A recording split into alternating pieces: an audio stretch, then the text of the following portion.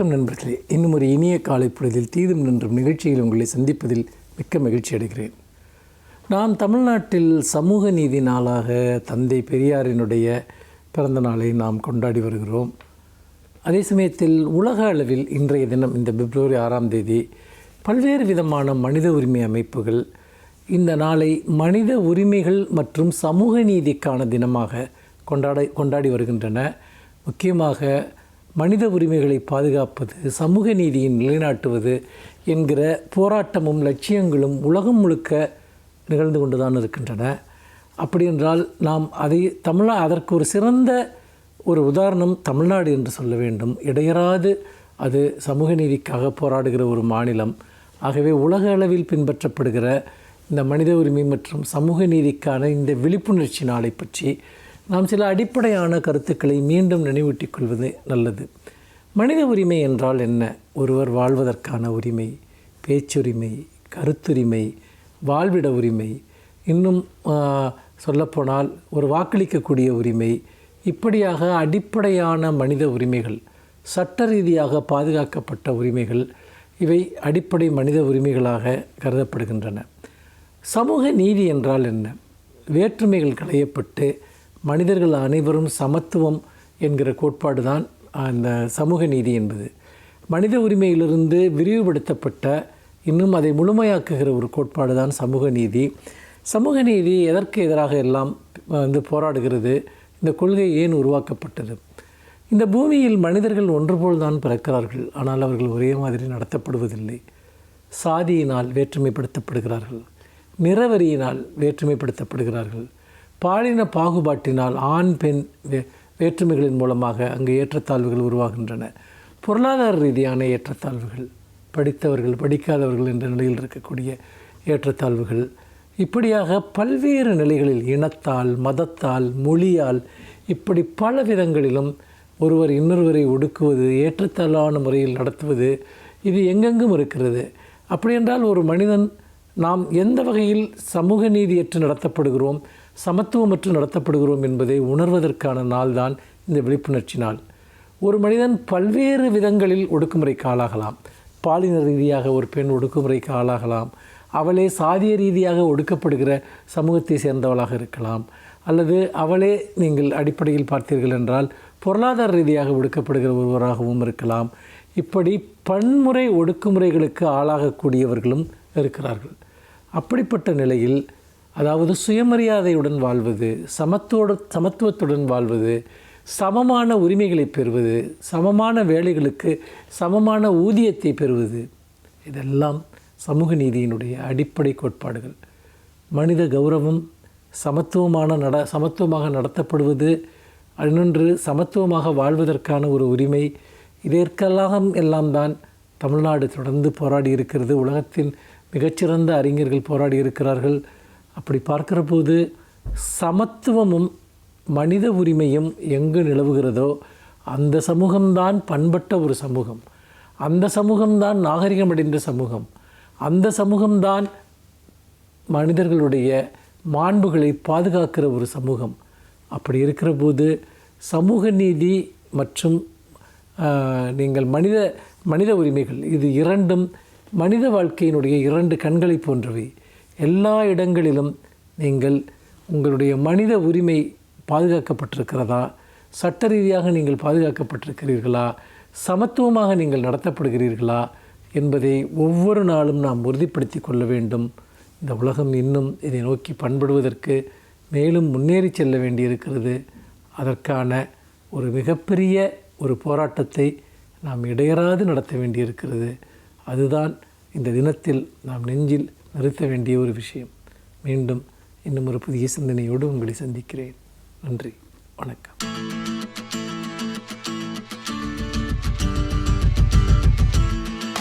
அனைவருக்கும் என் அன்பு வணக்கம். தேர்தல் நெருங்குகிறது என்கிற போதே அதை ஒட்டிய பக்க விளைவுகள் பல உருவாகும். கூட்டணி பேச்சுவார்த்தை என்பதும் வாக்காளர்களை கவருவது என்பதும் பொதுவானவை என்றாலும் கூட இன்றைக்கு மிக அண்மை காலமாக இன்னொன்றும் தேர்தலினுடைய கூட பிறந்த ஒன்றாக வருகிறது. அது கருத்து கணிப்பு. தேர்தல் வருவதற்கு 2 மாதங்களுக்கு முன்பிருந்தே பல்வேறு ஊடகங்கள் தங்களினுடைய கருத்து கணிப்புகளை வெளியிடத் தொடங்குவார்கள்.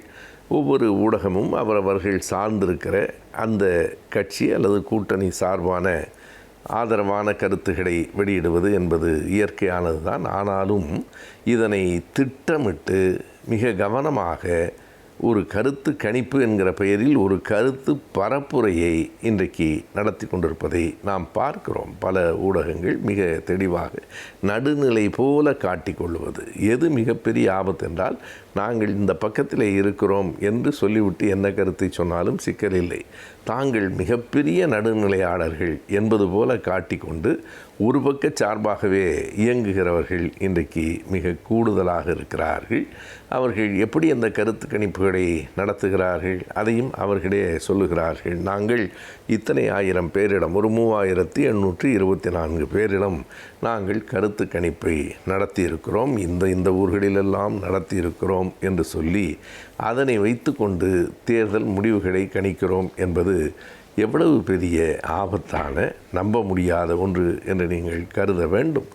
ஏறத்தாழ 8 கோடி மக்கள், 4.5 கோடி மக்களுக்கு மேல் வாக்காளர்கள், 4 கோடி 3.5 கோடி வாக்களிக்கப் போகிறார்கள்.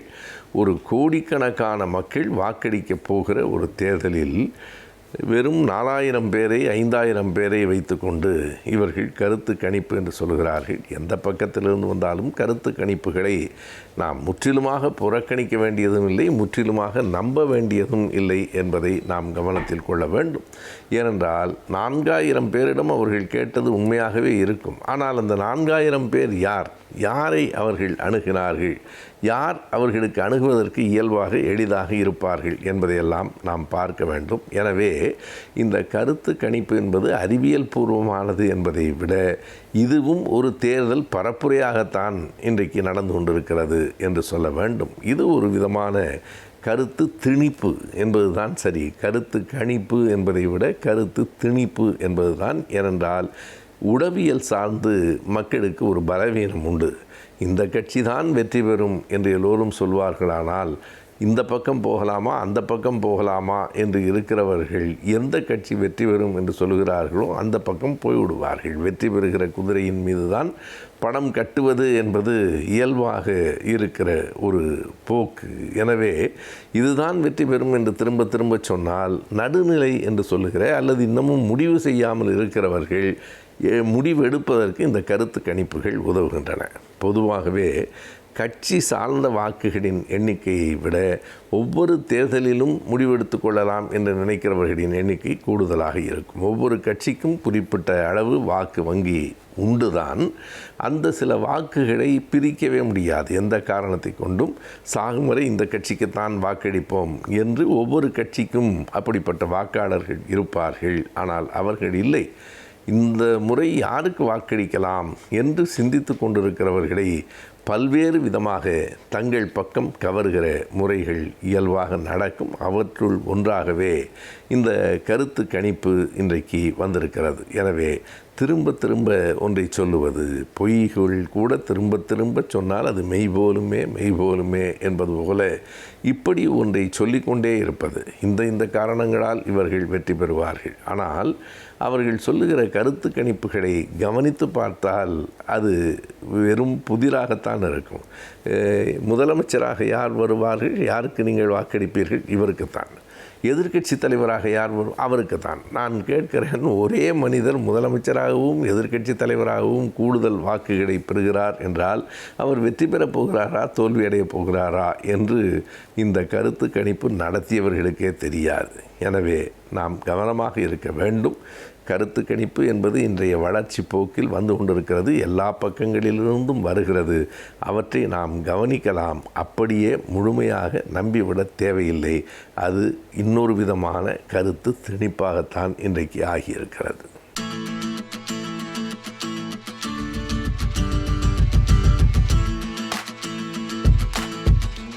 வணக்கம் நேயர்களே. நாம் மன வாழ்க்கையில் ஏற்படக்கூடிய சிக்கல்கள், பிரச்சனைகள், இவைகளெல்லாம் நாம் எவ்வாறு சமாளிப்பது என்பதை பற்றி சில யூகங்களை நாம் பார்த்து வருகின்றோம். அதில் ஒவ்வொன்றாக பார்த்து வந்தோம். நாம் பிடித்தது, பிடிக்காதது, விட்டு கொடுப்பது, அதாவது பிறந்த வீட்டை பற்றி நாம் பெருமையாக பேசாமல் இருப்பது என்று பல யுக்திகளை நான் உங்களிடம் கூறி வந்தேன். அதில் ஒரு முக்கியமான ஒன்றாக இருப்பது தாம்பத்தியம். அதாவது மன வாழ்க்கையில் தாம்பத்தியம் என்பது பொதுவாக செக்ஸ் என்று சொல்கின்றோம். அதாவது அதை பற்றிய பாலியல் இதை பற்றிய பிரச்சனைகள் அதை பற்றிய அதாவது விவரங்களை எல்லாம் நாம் அதாவது வெளிப்படையாக சொல்வதற்கு நாம் இன்றும் அதாவது வெளிப்படையாக சொல்லக்கூடிய ஒரு நிலைமை இன்னும் வரவில்லை. அதாவது அதுபோல் ஒரு சந்தர்ப்பம் தான் நிலவுகின்றது. பால்நிலைகளை பற்றி பாலியல் பற்றி விரிவாக வெளிப்படையாக சொல்வதற்கு முடியாத ஒரு நிலையில் இருக்கின்றோம். அதாவது செக்ஸ் சொல்கின்றோம். செக்ஸ் என்றால் என்ன என்று அதாவது கேட்டோம் என்றால், செக்ஸ் என்பது லத்தீன் லாங்குவேஜில் அந்த காலத்தில் அதாவது மருத்துவத்துறையில் கிரேக்கர்கள் லத்தீன் இவர்கள் தான் அவர்கள் கை ஓங்கியிருந்தது. அவர்களுடைய மொழிகள் தான் இன்றும் மருத்துவத்துறையில் நாம் பின்பற்றி வருகின்றோம். அதாவது அது லத்தீன் மொழியில் செக்ஸ் என்றால் என்ன என்றால் பிரி என்று அர்த்தம், டிவிஷன் 2 மேஜர் பிரிவுகள், பைஃபர்கேஷன் என்று அர்த்தம், 2 மேஜர் பிரிவுகள் என்று அர்த்தம். அதை செக்ஸஸ் என்று கூறினார்கள். அந்த செக்ஸ் என்பது என்னவென்றால் அதாவது அது வாழ்க்கையில் எவ்வாறு அது பயன்படுகிறது என்றால் வாழ்க்கைக்கு ஒரு முக்கியமான ஒன்றாக அமைகின்றது. அதாவது நம் வாழ்வை ஆரோக்கியமாக வாழ்வதற்கும் செக்ஸ் உதவுகின்றது. அது மட்டுமல்லாமல் நாம் நீண்ட ஆயுளுடன் வாழ்வதற்கும் அது உதவுகின்றது. வாழ்வு அர்த்தமுள்ளதாக மாறுவதற்கும் அது உதவுகின்றது. வாழ்க்கையில் அர்த்தம் வேண்டுமானவா, அர்த்தமுள்ள வாழ்க்கைக்கு அது உதவுகின்றது. ஆக ஒவ்வொரு கட்டத்திலும் அது செக்ஸ் என்பது நமக்கு அதாவது உதவுவதாக இருக்கின்றது. ஆரோக்கியமான வாழ்வு, அர்த்தமுள்ள வாழ்வு, நீண்ட ஆயுள் உள்ள வாழ்வு இன்று நமக்கு அது பெரும் பங்கினை நமக்கு பகிர்கின்றது. அதாவது விஞ்ஞான முறை எடுத்துக்கொண்டோம் என்றால் எப்படி என்றால், விஞ்ஞான முறையில் உடல் ரீதியாக எடுத்துக்கொண்டோம் என்றால் அதாவது இருதயத்திலிருந்து நேரடியாக பிளட் சப்ளை எங்கு செல்கின்றது, தாம்பத்தியம் நடக்கும் நேரத்தில் அதை சப்ளை ஆகின்றது. அதாவது இதயம் தன்னுடைய சப்ளையை ஒவ்வொரு ஆர்கன்களுக்கும் லிவர் இருக்கின்றது, கிட்னி இருக்கின்றது, லங்ஸ் இருக்கின்றது, ஒவ்வொன்றுக்கும் அது பிரான்ச் மூலமாக மெயின் பிரான்ச் என்று சிறு பிரான்ச் என்று அப்படி தான் செல்கின்றது ஒவ்வொரு உறுப்புகள் வேலை செய்வதற்கும். ஆனால் இந்த தாம்பத்தியத்தில் இந்த செக்ஸ் இந்த செயல்படும் நேரத்தில் 5 புலன்களும் மனிதனுடைய 5 புலன்களும் ஒன்றாக இணைந்து செயல்படக்கூடிய நேரம் அது. அதாவது கோஆர்டினேஷன், கோஆபரேஷன் என்று ஒன்றுக்கொன்று கோஆர்டினேட் பண்ணி ஒத்துழைத்து மொத்தமாக ஒரே நேரத்தில் பணி செய்யக்கூடிய அந்த நேரம்தான், அதாவது செயல்படக்கூடிய நேரம்தான் நமக்கு தாம்பத்தியம். அந்த நேரத்தில் இருதயம் என்ன செய்கின்றது, நேரடியாக தன்னுடைய கண்ட்ரோல் எடுத்துக்கொண்டு நேரடியாக இரத்த சப்ளை அங்கே செலுத்துகின்றது. உடல் இந்த அளவுக்கு ஒத்துழைக்கின்றது பாருங்கள். அது மட்டும் இல்லாமல் அதை கண்ட்ரோல் பண்ணக்கூடிய, அதாவது தாம்பத்தியம் செக்ஸ்ன்னு சொல்கின்றோமே, அதை கண்ட்ரோல் பண்ணக்கூடிய இடம் மூளையில் இருக்கின்றது. அதற்கு அருகில்தான் அறிவுத்திறன் உள்ள இடமும் இருக்கின்றது. இந்த 2 கண்ட்ரோல் ரூமும் மூளையில் அருகருகே இருக்கின்றது, அருகாமையில் இருக்கின்றது, அடுத்தடுத்து இருக்கின்றது. ஆகவே அதாவது அறிவுத்திறன் அதிகமாக இருந்தாலும் இதை அது ஸ்டிமுலேட் பண்ணுகின்றது, இது அதிகமாக இருந்தாலும் அதை ஸ்டிமுலேட் பண்ணுகின்றது. இவ்வாறாக அடுத்தடுத்து இருக்கின்றது. எவ்வளோ ஒற்றுமையாக இருக்கின்றது. அது மட்டுமல்லாமல் அதாவது நாம் பார்க்கின்றோம், அதாவது உடல் மட்டுமல்ல உள்ளம் கூட, அதாவது தாம்பத்தியம் என்பது தனி மனிதனுடைய வாழ்க்கை, தனி மனித சுதந்திரம் என்றால் கூட இருவரும் இணைந்தால் தான் நாம் அதை செயல்படுத்த முடியும். அதே நேரத்தில் அதாவது அது உடல் சம்பந்தமான ஒரு ஒன்றுதான், உறவுதான். இருந்தாலும் மனம் அங்கே முக்கியத்துவம் பெறுகின்றது, மனமும் அதில் பங்கேற்கின்றது. எவ்வாறு என்றால் திருப்தி. நமக்கு திருப்தி என்பது எப்படி கிடைக்கின்றது, நாம் உடல் மூலமாகத்தான் அதில் நாம் தாம்பத்தியம் என்பது கிடைக்கின்றது அந்த செயலில். அதே நேரத்தில் நாம் அதாவது திருப்தி என்று ஒன்று உண்டு. திருப்தி அடைந்தால் தானே நமக்கு திருப்தி என்று ஒன்று வரும். அதை முடிவு கொண்டு வருவதற்கு ஒரு திருப்தி தேவைப்படுகின்றது. அந்த திருப்தி எங்கிருந்து வருகிறது, மனத்திலிருந்து வருகிறது, மனம். ஆகவே அதாவது தாம்பத்தியத்தில் உடல் ரீதியாக இருந்தாலும் உள்ளமும் முக்கியமாக ஒரு பங்கை ஏற்றுக்கொள்கிறது. ஆகவே இது வாழ்க்கைக்கு முக்கியமான ஒன்று. இருந்தாலும் நாம் அதாவது செக்ஸ் என்ற வார்த்தைகளை சொல்வதற்கு நம்முடைய சமுதாயத்தில் சில ஸ்டிக்மாக்கள் இருக்கின்றது, அடைமொழிகள். அது மட்டுமல்லாமல் பட்ட பெயரெல்லாம் இருக்கின்றது. வெளிப்படையாக சொல்வதற்கே முடியாத ஒரு சந்தர்ப்பம் நிலவுகின்றது. அதனால்தான் இன்று அதாவது என்ன சொல்கின்றார்கள் என்றால் வாழ்வியல் மருத்துவம், வாழ்வியல் கல்வி என்று சொல்கின்றார்கள். அதாவது வாழ்வியல், அது மருத்துவவியல் கல்வி அப்படி என்று சொல்கின்றார்கள். குடும்பவியல் கல்வி என்று கூறுகின்றார்கள். அதை நம் அழகு தமிழ் சொல்ல வேண்டும் என்றால், நம்முடைய அழகு தமிழில் அர்த்தமுள்ளதாக சொல்ல வேண்டும் என்றால் அதுக்கு தாம்பத்தியம் என்று சொல்லலாம். தாம்பத்தியம் என்பது ஒரு புண்ணியமான வார்த்தை, ஒரு கண்ணியமான வார்த்தை. நாம் அதை பயன்படுத்திக் கொள்ளலாம்.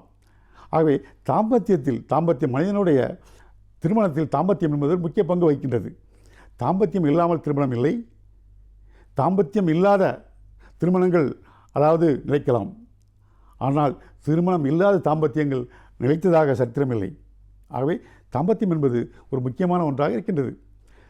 தாம்பத்தியம் அதுவாக நம்முடைய சமுதாயத்தில் எடுத்துக்கொள்ளும் என்றால், திருமணத்திற்கு அப்பாற்பட்ட தாம்பத்தியத்தை சமூகம் ஏற்றுக்கொள்வதில்லை.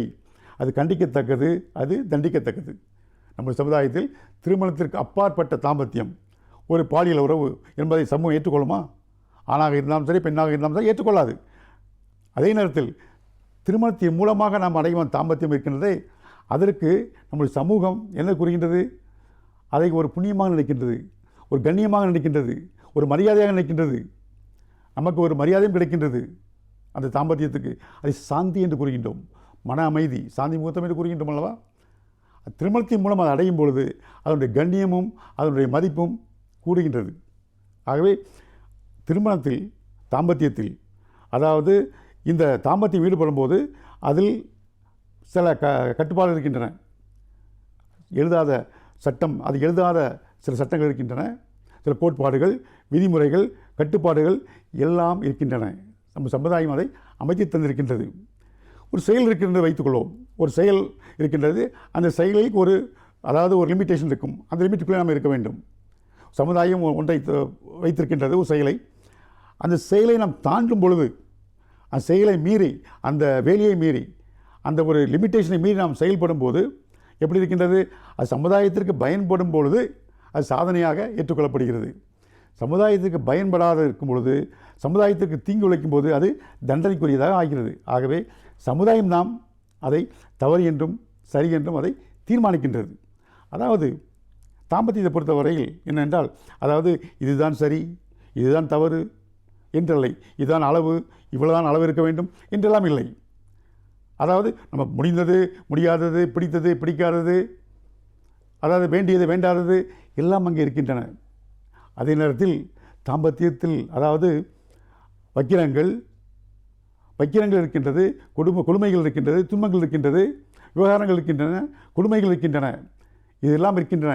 இதையெல்லாம் கட்டுப்படுத்ததான் சமுதாயம் சட்டங்களை, எழுதாத சட்டங்களை இயக்கி வைத்திருக்கின்றது, கட்டுப்பாடுகளை. அந்த கட்டுப்பாட்டுக்குள் இருக்கும் பொழுதுதான் அந்த தாம்பத்தியம் சிறப்பை பெறுகின்றது. ஆகவே இன்றைய இளைஞர்கள் தாம்பத்தியத்தை பொறுத்தவரை எப்படி இருக்கின்றார்கள் என்பதை நாம் அடுத்த முறை சந்திப்போம். நன்றி, வணக்கம்.